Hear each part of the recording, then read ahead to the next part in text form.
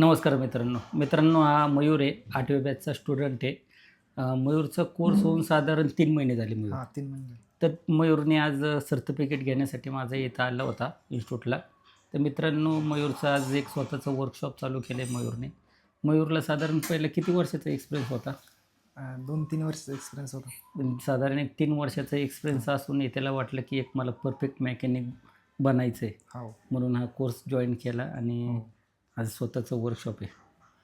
तर मयूरचं वर्कशॉप तुझं नाव आणि वर्कशॉपचं नाव वगैरे सांग पुढे.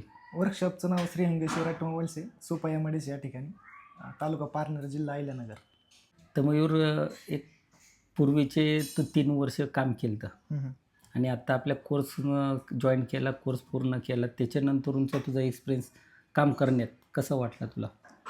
चांगलं वाटतंय. पहिल्यांदा एवढं गॅरेजवर सांगत नव्हते नाही का समजून, फक्त खोल फिटिंगच येत होते. इथं आल्यानंतर वायरिंग आणि इंजिन परफेक्ट झालं.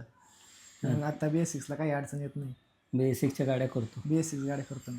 म्हणजे आता पारनेर तालुक्यात BS6ला तूच आहे का बाकीचे पण करतात? नाही, बाकीचे करतात पण प्रॉब्लेम एवढा सॉल्व्ह होत नाही. मग तुझ्याकडे ते गॅरेजवाले घेऊन येतात का नाही येतात? हे येतात ना.